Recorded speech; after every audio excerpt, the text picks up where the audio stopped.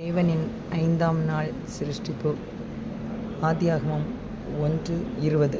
பின்பு தேவன் நீந்தும் ஜீவ ஜந்துக்களையும் பூமியின் மேல் வானம் என்கிற ஆகாய விரிவிலே பறக்கும் பறவைகளையும் ஜலமானது திரளாய் ஜனிப்பிக்க கடவுது என்றார். நீந்தும் மீன்கள், பறக்கும் பறவைகள், ஜலத்திலே பெருக்கம், ஜலமானது மீன்களை பெருக பண்ணிற்று, அநேக ஜீவராசிகளை பெருக பண்ணிற்று, கடலில் அநேக மச்சங்கள் இருந்த அவைகளை பெருக பண்ணிற்று. இன்றைக்கு உங்கள் வாழ்க்கையிலே நீங்கள் அசைவற்றி இருப்பீர்களானால் மீன்களைப் போல ஒவ்வொரு நொடியும் அசைவோடு துதிக்க ஆரம்பியுங்கள். கர்த்தர் உங்கள் வாழ்க்கையிலே ஆகாயத்து பறவைகளை வர்ஷிக்க பண்ணது போல, நீந்தும் மீன்கள் திரளாய் ஜனிப்பிக்கப்பட்டது போல உங்கள் வாழ்க்கையில் புது ஜனனத்தையும் புது வாழ்க்கையும் புது ஆசீர்வாதங்களையும் புது ஐஸ்வர்யத்தையும் தருவார்.